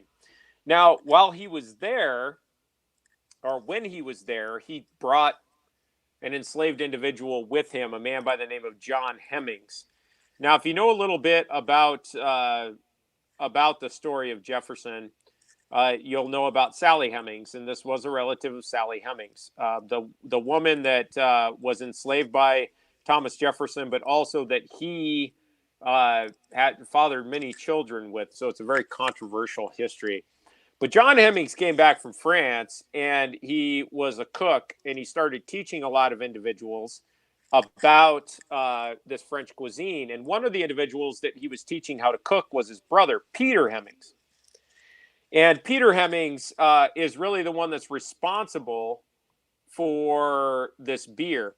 And Doug, you poured it up, so let's go ahead and taste it, and then I'll finish talking about it if that sounds good. And I'll kind of lead into. I thought you'd never ask. And then we'll get into it.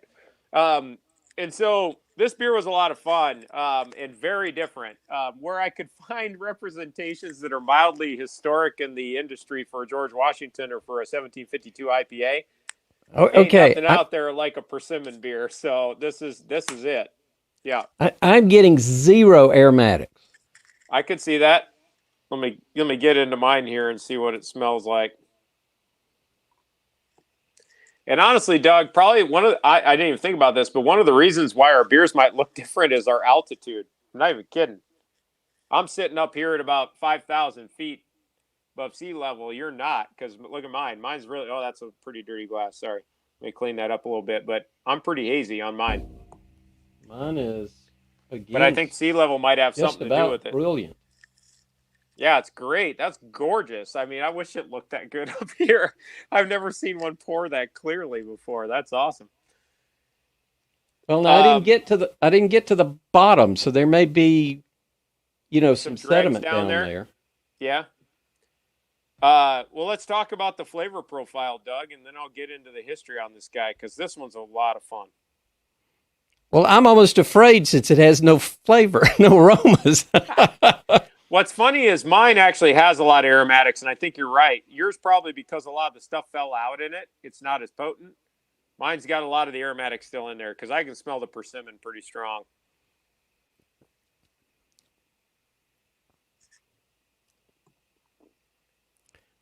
Now, this is Persimmon Beer. Yep.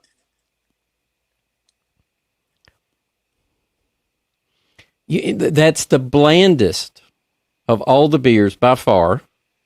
Mm-hmm. I would agree.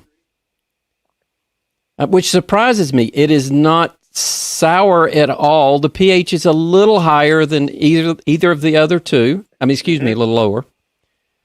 I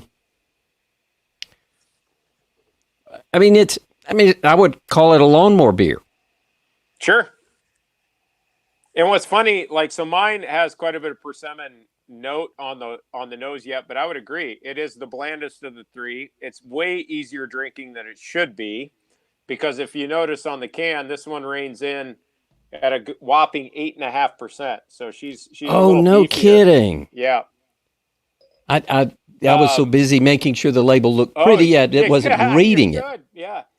That's that's well hidden because to have to be, there's nowhere for it to hide. No, there isn't. There is no, I can't believe that's 8.5. It's, I would have guessed it was, a lawnmower beer. I know what you mean. I get no booze off of this. No. When IPA, I do. The 1752 IPA, I can taste the booze in it. This one is pretty easy going. Now, what's funny about that is, to your point, I also think it's quite dry. But the finishing gravity on this was like 4 or 5 Plato. So it's pretty darn sweet still on the finishing side. And I don't know if it's the persimmon itself that's helping make it a little drier in its context.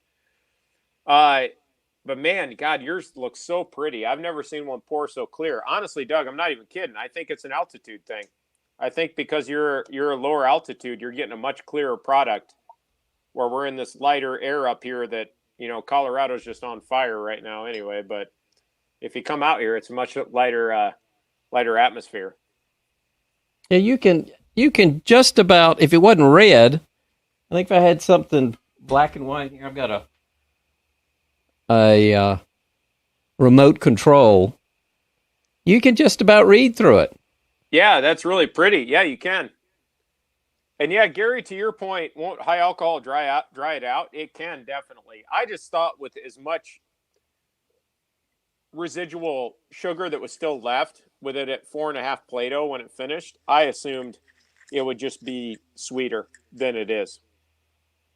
There you go. It's pretty wild. Yeah, I can see your logo right through it. Yeah. I love it. That's super clear. But not quite brilliant, but certainly clear. Yeah. And what's 8.5% though, I can't get over that. And sweet. I would have never. Yep. I thought it was pretty dry. Again, that's why I called it a lawnmower beer. I think you could down one of these on a hot summer day. It's too easy. Oh, I know. It goes down really well. And what I'll say, if you want, Doug, I can talk about how I came up with this recipe a little bit. because and on the, if we get back to the slides, you can skip the first few. I'm kind of already gone through those. But the guy, like I said, John Hemmings, this guy that was enslaved by Thomas Jefferson, or this guy was enslaved by Thomas Jefferson, John Hemmings, was taken over to France, and he learned some cuisine and stuff from there. But he came back and he taught his younger brother Peter about French cuisine, and somehow, because we don't know the exact story how this happened, and you can advance a couple here. Yeah, they're Doug. Get to the one that says just Peter Hemmings on the slide. That's the wine cellar at Monticello, and then Peter Hemmings. So that's good right here. We'll stop right. Go back. Sorry. You're good. No, you're fine. So we knew about this guy, Peter Hemmings. And Peter Hemmings was the brewer. He's recounted multiple times as the brewer, but what never happens is they never call him by name, which is really unfortunate. And of course, we all know that we're digging up a lot of our history, literally, as you can see on this slide, digging up our history about the enslaved population that was forced to do a lot of these things. But as they're continuing excavations at Monticello, they're learning more and more about the individuals who lived along what was called Mulberry Row, which is basically where all the slave quarters and slave cabins were at Monticello. And Peter Hemmings, the reason why I have this silhouette of a man at the top who we don't know who he is we have no picture of him. We know almost nothing about him, except that he was trained to cook by his brother and that he was the brewer at Monticello. And again, in doing the work I did on George Washington, I had a phenomenal opportunity to work extensively at the archives at Monticello, and I am deeply indebted to the librarians there because before I even arrived in Virginia, they did so much work for me. They were pulling. I showed up, and there were like these accordion files like this tall, and I'm not even exaggerating, 3 of them full of documents that reference food or beer production at Monticello that they had pulled or scanned or produced for me to look at. And if you go and advance to the next one, Doug, one of the things that really struck me was that, as I said, he was referenced multiple times in literature, but I thought this one was quite telling that in 1820, this was a letter from Jefferson to Madison. And it said, regarding sending someone to Monticello to learn of the arts of brewing, or that's me, what it said was, our malter, as they called him, and brewer, Peter Hemmings, is uncommonly intelligent and capable of giving instruction of your pupil is ready at your comprehending it. And so that's literally a direct translation of the document that indicated that this individual knew how to brew beer. The other really cool thing is, as of late, if you go to the next slide, Doug, they've actually excavated the kitchen where we're fairly sure that he was producing this beer. And it is just basically a standard kitchen. We know they were producing food in it as well, but because of the scale of it, they presume this may have been also where beer was being produced. On the next slide, Doug, is the beer cellar that was recently recreated. And I actually got to work with literally the archivist and the researcher that worked on all of the documents to reproduce the beer cellar at Mount Vernon. And this is their reproduction of it. It is in one of the opposite wings of the cellar from the wine cellar that's at Mount Vernon. So if you ever, I'm sorry, at Monticello, I keep saying Mount Vernon, at Monticello. So if you go to Monticello, the wine cellar is in one wing, the beer cellar is in another. And if you go down below, I highly recommend it. It's basically open to the public. You can go check it out, and that's where the beer was stored. But the other really cool thing about Jefferson, and this never came to fruition, but on the next slide, Doug, with in regards to Jefferson, he was quite the thinker, and he was looking at ways to potentially, really blow this up. And demonstrate mass production of these things that, again, Hamilton had promoted, these things that were sustenance for the people. On the far right side there, what Doug's highlighting, that's actually a apple press. He was in the works of trying to build a cidery on the estate. On the far left side, the opposite side of that slide, Doug, if you go to it, this was his mock-up for a brewery. There's no indication that he actually ever built this brewery. Archaeologists at Monticello have tried to find it, and they can't find any remnants of a brewery, but he had basically laid out a brewery that was based on what you see in the middle here that Doug's highlighting, which was from 1757, plans from the London and Country Brewer, and he's basically trying to replicate it. But again, on the right, he also was trying to build a cidery. He was trying to build an apple press for cider production. So it's really, really cool that he was very interested in alcohol production. And Jefferson was. I mean, Jefferson was so insane about record keeping that he literally took the temperature 3 times a day. He'd take it when he got up in the morning, at noon, and then in the evening, and he wrote it all down. We have a full ledger of the temperatures every single day at Monticello, that at least he was there. I mean, he documented everything. He had one of the largest library collections in the world at that time. He had almost 7,000 books in his own personal library. So he was very astute, and he definitely was very fascinated by literature and scholarship.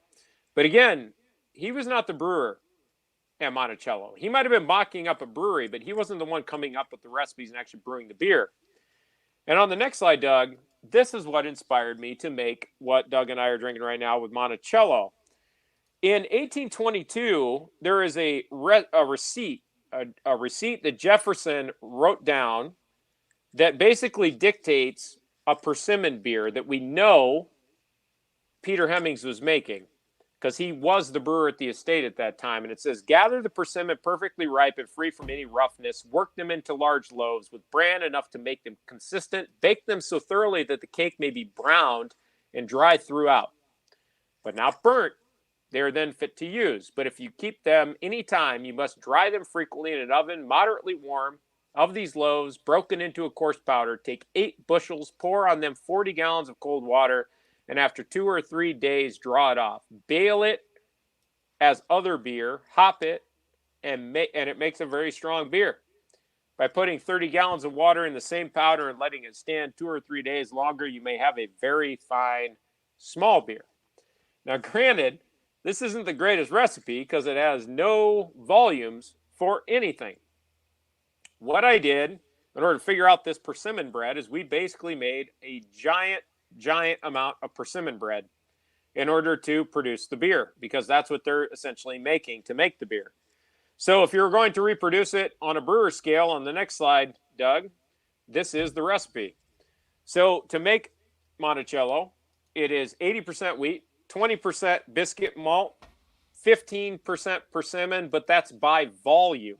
So the actual volume of the overall content, London ale yeast again, because that's what they were still primarily using, along with all that wild barrel stuff. Fermented it for 2 weeks and cave conditioned it for 2 weeks. We basically put it in cave conditions. We don't have any caves at Avery, but same cold and cooling and humidity conditions, and made the beer. And this is Monticello. On the next slide, Doug, is me pouring all that persimmon in. So we got it in pureed form. Over 400 pounds of it went into the kettle for brew. And then we did all open fermentation on the next slide, as you'll see. So wild fermentation again. And man, it was hard to keep under control. That's how we got the alcohol so high. There's so many fermentables in it, I couldn't even get it. I mean, if you look on the left, it'll push the beer way up in that blow-off tube because it was just raging. And then by the end of 2 weeks, we've got what we got, and I just cave conditioned it. And that is Monticello. And I got to say, huge cheers to Peter Hemmings, because this is Peter Hemmings beer. And one thing I love talking about with this beer is giving that man a name. And I can't give him a face because I have no idea what he looked like. But he was the brewer at Monticello. He was the one that produced the beer. And it's not Thomas Jefferson beers. This is Peter Hemmings beer. So cheers to that. Yeah, Doug? Cheers to Peter. Yep. Well, I really like it. And you know, my biggest disappointment, I like you, I'm a big fan of George Washington. Yeah. And I love porters. And I had really anticipated that would be the very best. Well, that's good. I mean, I it's my favorite of the three, but, to each their own, you know what I'm saying? Well, I think my favorite actually is the 1752 IPA. Good. persimmon, it's a kind of dichotomy, and I like Jonathan put in there. I'm sure talking about some of my questions. He says, I bet it's the persimmons. If you eat a fresh one that isn't quite ripe, it can be pretty astringent. I can see From that. the high tannin content, the tannins will strip out the body in the beer and make it seem lighter. And that's great, Jonathan. Yeah, I had never thought of that because I don't really know persimmons that well, to be honest. I mean, they're hard to get out here, to be honest. It was hard to actually even track down the persimmons to make this beer. Yeah. Well, do we have any more slides, Travis? Just my last one, Doug. It's just with all my contact info. So if anybody wants to follow me or see what I'm doing. And the last thing I'll say, and then I'll open it up to whatever you want to do, is if you guys, I know I talked way too much tonight, but we had fun, Doug, didn't we? We had a good time. We really did. A whole bunch of beers. In November, the Chicago Brewseum is hosting the Beer History Summit, and that's from November 11th through the 14th, and it's all going to be virtual this year. So if you want to really nerd out on beer history and what's going on in just beer culture studies, I highly recommend checking it out. I'm on the national board for it. I'm very, very flattered to be a part of that organization, but I will be hosting a panel on the history of hops. And it will be me, Mitch Steele, Stan Hieronymus, Martin Cornell, and William Bauer, which I'm so excited that he agreed to do this. He is a Native American, a professor at UNLV, and he's actually worked on Native Americans and hop picking in the 19th century. And I am so excited to have him be a part of it. So check that out if you get a chance. That's my next upcoming events coming up. Well, I would love to check that out, and I will. So, Travis, we're in a little bit of a pickle. Yeah. We have 3 minutes left, and we have 17 questions. Okay. So clearly we can't do those justice. Yes. And in fairness to our audience, I'm sure most of them we've gone on longer than they would like. Sure. Ruth said this was great, and thank you both. Thank you. So I guess what I'd like to do is schedule a time with you to go over those questions. Sure, absolutely. Let's do it. And then, we can re-invite whatever we figure out what the time is. We'll re-invite anybody to see if they want to hear. But will you help us get these questions answered at another time? Absolutely, Doug. You know. Okay. Actually, you and I can start a new session and do it tonight if you're interested in that, but I'm guessing you have other priorities at this point. Oh, we can knock it out, too. I'm fine knocking it out. I don't think we can get through 17 questions pretty quick, so we could do it tonight, too, if you want. Okay. Well, I'll tell you what, audience, again, we're going to lose the connection literally in 2 minutes. So what I will do is email everybody the new link. So those of you that want to watch, you're welcome to watch. We'll go through the 17 questions. If you don't want to watch and you asked a question, you'll get a unique email to that. So you don't have to even tune in to get those questions. I'll try and figure it out. So anyway, we're about to wrap up here shortly in about a minute. I will start this new session and we will go through those questions. And actually, I won't be able to get an email to those of you that asked, but we will record it. And yes, there will be a connection, a link for the second recording. So, for Travis, thank you first of all. I know we all had a fantastic time. Lots of delicious beers. It was worth the wait to hear you go through and describe these while I get to taste it. It is just a real treasure and a treat, and I appreciate that. Oh, my pleasure, Doug. Thank you so much. And to our audience, thank you for being in there. Henry, yes, we'll send the link. Lots of good questions. This was a lot of fun. And stay tuned. We've got Julia Hertz coming up in our next event, which is in about 2 weeks. So I'll be sending an email to you out then. So, Travis, you might want to wash your hands a second, and so you'll see the link just like everybody else. Sounds good. I'll dive right in. All right. So, everybody, thank you so much. Again, you'll see the link momentarily. So, cheers. Cheers.